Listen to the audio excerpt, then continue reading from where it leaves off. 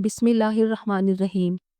اللہ نے قرآن حکیم میں سورۃ القمر میں 4 بار اس آیت کو دہرایا ہے، اور ہم نے قرآن کو نصیحت حاصل کرنے کے لیے آسان کر دیا ہے، تو کوئی ہے جو نصیحت حاصل کرے۔ اس روشن کتاب کی آسان ترین اور دوسری مختصر ترین صورت والعصر ہے۔ 3 آیات پر مشتمل اس صورت میں کوئی لفظ نامانوس نہیں ہے۔ یہ الفاظ عصر، انسان، خسر، عمل صالح، حق، صبر جیسے عام بولے جانے والے الفاظ ہیں۔ سائز کے اعتبار سے چھوٹی لیکن ہدایات کے لحاظ سے بہت جامع صورت ہے۔ اس صورت کی جامعیت کے بارے میں امام شافعی رحمۃ اللہ علیہ کے 2 اقوال بہت اہم ہیں۔ نمبر 1، اگر قرآن مجید میں سوائے سورۃ العصر کے کچھ اور نازل نہ بھی ہوتا تو لوگوں کی ہدایت اور رہنمائی کے لیے یہی صورت کافی تھی، اور وہ فرماتے ہیں اگر لوگ تنہا اسی صورت پر غور کریں تو یہ ان کے لیے کافی ہو جائے۔ والعصر ان الانسان لفی خسر، قسم ہے زمانے کی، بے شک انسان خسارے میں ہے۔ والعصر 2 الفاظ پر مشتمل ہے، واو جس کا مطلب یہاں قسم ہے اور عصر کا مطلب ہے زمانہ۔ لفظ انسان پر اگر الف اور لام الف لگ جائے تو تمام انسان مراد ہیں، گویا یہ خطاب تمام انسانوں سے کیا گیا ہے۔ اب سوال یہ ہے کہ اللہ نے قسم کیوں کھائی؟ اللہ نے قرآن مجید میں اپنی بہت سی مخلوقات کی قسم کھائی ہے۔ سورج، چاند، ستاروں، انجیر، زیتون، طور سینا اور بالد الامین یعنی امن والا شہر مکہ کی قسم کھائی ہے۔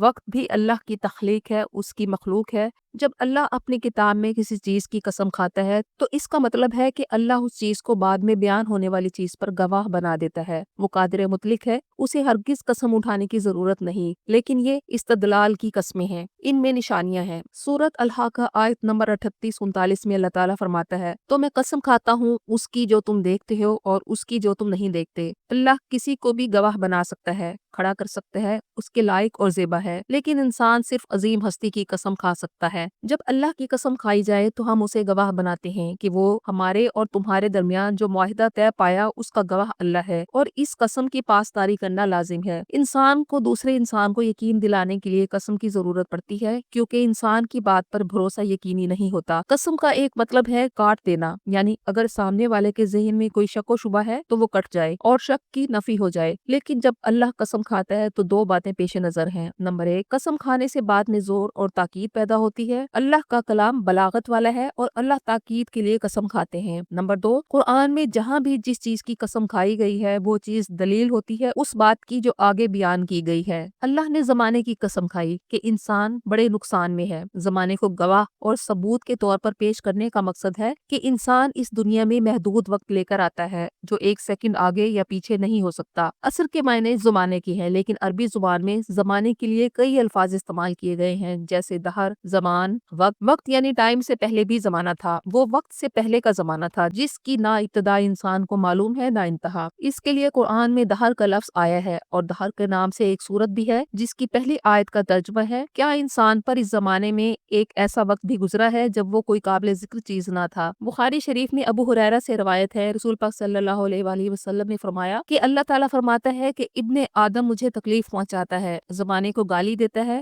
زمانہ تو میں ہوں اور میرے ہاتھ میں تمام تصرفات ہیں، میں دن رات کو پلٹتا رہتا ہوں۔ گویا دہر ہے ایبسولوٹ ٹائم، اور کہا گیا ہے کہ زمانے کو گالی مت دو۔ زمانہ اللہ کی جملہ مخلوقات میں سے ایک مخلوق ہے۔ عربی زبان میں عصر کا لفظ بہت جامع ہے، یہ وہ وقت ہے جو گزر رہا ہے، یعنی رننگ ٹائم، وہ زمانہ جو بڑی تیزی سے گزرتا جا رہا ہے۔ اور جب اللہ نے انسان کے خسارے میں ہونے کی بات کی تو کتنا مضبوط اور زبردست گواہ ٹھہرایا۔ وقت گواہ ہے ایمان لانے والوں پر، وقت گواہ ہے انکار کرنے والوں پر، وقت گواہ ہے انبیاء کی دعوت پر، وقت گواہ ہے قوموں کی تباہی پر، وقت گواہ ہے ابتدائے کائنات سے انتہائی کائنات تک، یہ مضبوط گواہ ہے۔ یہ وہ وقت ہے جو رک نہیں سکتا، یہ گواہی دے گا کہ کس کھڑی انسان نے کیا کام کیا۔ جو لمحہ اس وقت حال ہے ایک لمحہ بعد ماضی ہو جائے گا، اور حال سے پہلے وہ مستقبل تھا۔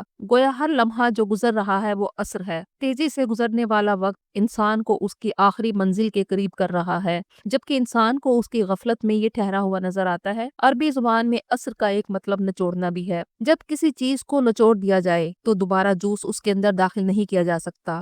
انار، انگور، لیمو کو نچوڑ دیں تو دنیا کی کوئی سائنس اسے پہلے جیسا نہیں کر سکتی۔ اسی طرح انسان کا بچپن گزر جائے اور وہ جوان ہو جائے تو نہ بچپن واپس آ سکتا ہے اور نہ ہی بڑھاپے میں جوانی واپس آ سکتی ہے۔ زمانہ نچڑتا جا رہا ہے، یہ واپس نہیں آئے گا۔ انسان کے پاس وقت کا قیمتی سرمایہ موجود ہے اور اس سرمایہ کے ساتھ انسان دنیا میں تجارت کے لیے بھیجا گیا ہے۔ سورۃ توبہ کی آیت نمبر 111 میں اللہ تعالیٰ فرماتا ہے، بے شک اللہ نے مومنین سے ان کی جانیں اور ان کے مال خرید لیے ہیں اس کے بدلے میں کہ ان کے لیے جنت ہے۔ انسان کی عمر، اس کی زندگی انسان کا مال تجارت ہے۔ اس مال تجارت کو فروخت کر کے اس کا معاوضہ جنت میں ملے گا۔ ہر تجارت کے لیے سرمایہ ہوتا ہے اور انسانی زندگی کا سرمایہ اس کی زندگی کے لمحات ہیں۔ یہ ایسا سرمایہ ہے کہ اس میں ہر لمحہ کمی ہو رہی ہے۔ گزرتے وقت کے ساتھ عمر کے اس سرمایہ میں کمی ہو تو ایسا تاجر خسارے میں ہوگا۔ انسان کو زندگی کا یہ سرمایہ دیا گیا تھا کہ وہ نفع بخش کاروبار میں لگا کر جنت کمائے، لیکن اگر یہ سرمایہ غفلت میں ضائع کر دیا تو آخرت کا معاوضہ حاصل کرنے کے لیے کچھ نہیں ہوگا۔ لیکن مستثنیٰ ہے اس خسارے سے وہ لوگ جو ایمان لائے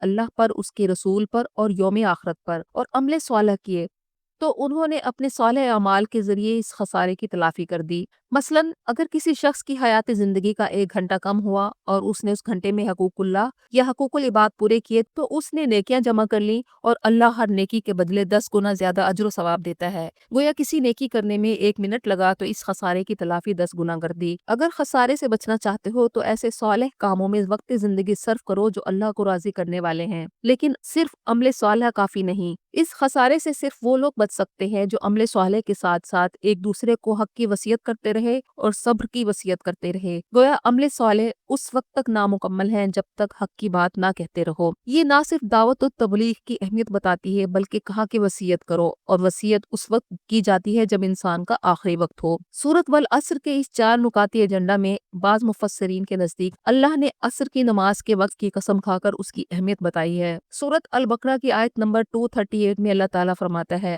نمازوں کی حفاظت کرو اور خاص طور پر درمیان کی یعنی عصر کی نماز کی۔ حدیث مبارکہ ہے کہ عصر کی نماز کا قضا ہونا زیادہ برا ہے اس سے کہ اس کا سارا مال اور خاندان تباہ ہو جائے۔ عصر کا یہ وقت انسان کی حیات اور نظام زندگی کے خاتمے کے قریب کا وقت ہے۔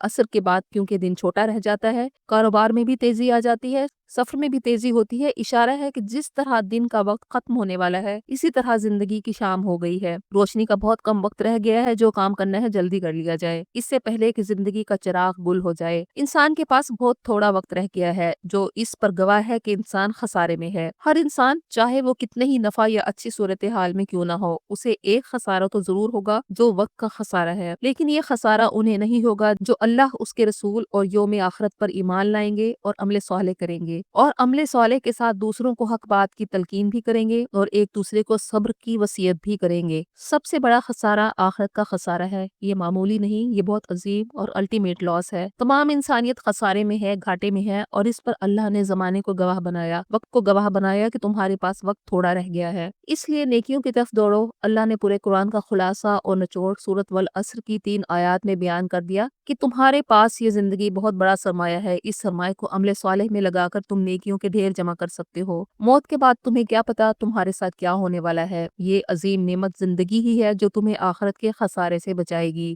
اگر یہ سرمایہ زندگی ضائع کر دیا تو اصل سرمایہ ڈوب گیا، تو آخرت کی زندگی میں اتنا بڑا نقصان ہوگا جس کا اس زندگی میں تصور نہیں کیا جا سکتا۔ رسول پاک صلی اللہ علیہ وآلہ وسلم نے فرمایا کہ 2 نعمتیں اللہ کی ایسی ہیں کہ ان کے بارے میں بہت سے لوگ دھوکے میں پڑے ہیں، ایک صحت کی نعمت اور ایک فرصت کی نعمت۔ گویا جب تک صحت اور فرصت کی نعمت انسان کے پاس رہے تو وہ بے پرواہ رہتا ہے، اور اس پر زمانہ گواہ ہے۔ صرف وہی لوگ بچ سکیں گے جو ایمان لائے، عمل صالح کیے، حق بات کی تلقین اور صبر کرنے کی وصیت کرتے رہے۔